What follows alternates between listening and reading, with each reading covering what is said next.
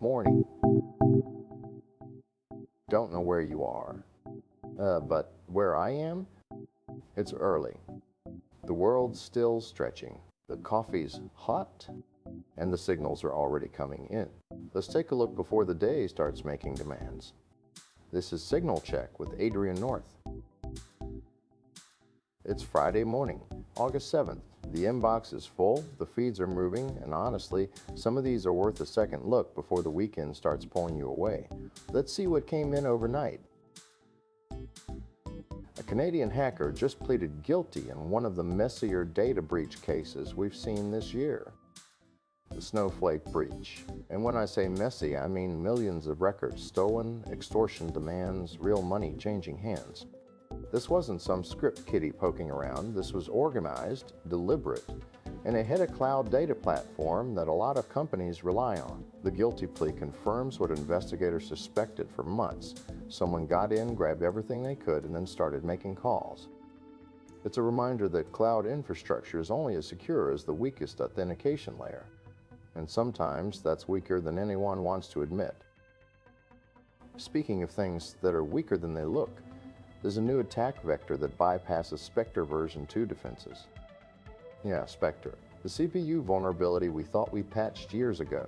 Turns out an unprivileged Linux program can time a hardware interrupt just right, landed in the tiny gap between when the processor sanitizes its branch predictor and when the kernel actually uses it. And in that gap, you can re-poison the predictor. Intel, AMD, both affected. The defenses we built assume certain timing guarantees.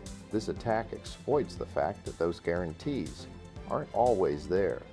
It's deeply technical, it's hard to exploit at scale, but it's a sharp reminder that hardware-level security is never really finished. Over in the world of AI agents, and yes, they're everywhere now, security researchers found flaws in infrastructure from Amazon, Google, and Vercel. The issue?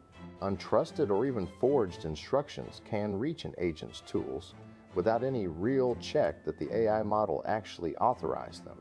So you could, in theory, bypass the model entirely and just tell the tools what to do. It's like giving someone the keys to your car and assuming they'll only drive if the GPS says it's okay.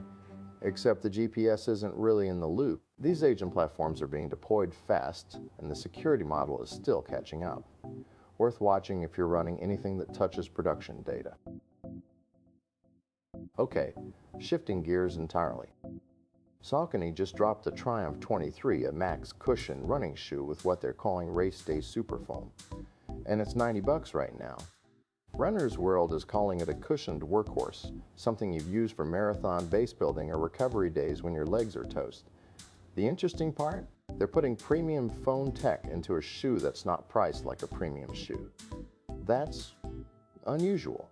Most max cushion trainers with serious foam are pushing 160, 180. If this holds up over a few hundred miles, it's a legitimately good deal for anyone logging serious weekly mileage.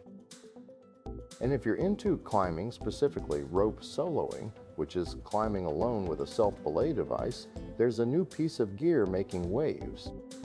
Climbing Magazine just covered it. The device is a spiritual successor to the Silent Partner, which was legendary but hasn't been made in years. This new one isn't a remake, though. It's faster, safer, and according to early testers, actually fun to use. Rope soloing has always been this niche, high-consequence discipline. The gear has to be bulletproof because there's no partner, no backup. If this device delivers on the safety promise and makes the whole process less of a logistical nightmare, that could open up the practice to a lot more people. We'll see how it holds up in the wild. Last one, and it's wild. A security researcher hacked into North Korean hackers. Yeah, you heard that right.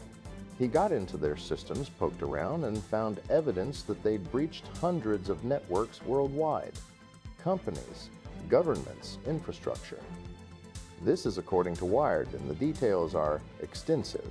The North Korean hacking groups, Lazarus, APT38, and others have been busy, really busy. The researcher found tools, logs, access credentials, proof of intrusions that hadn't been publicly reported. It's a glimpse into the operational tempo of state-sponsored cyber activity, and honestly, it's sobering. These aren't isolated incidents, it's a sustained global campaign, and most of the victims probably still don't know they were hit. That's Signal Check for today. Close the tabs, step outside, the day's waiting. We'll talk again next time.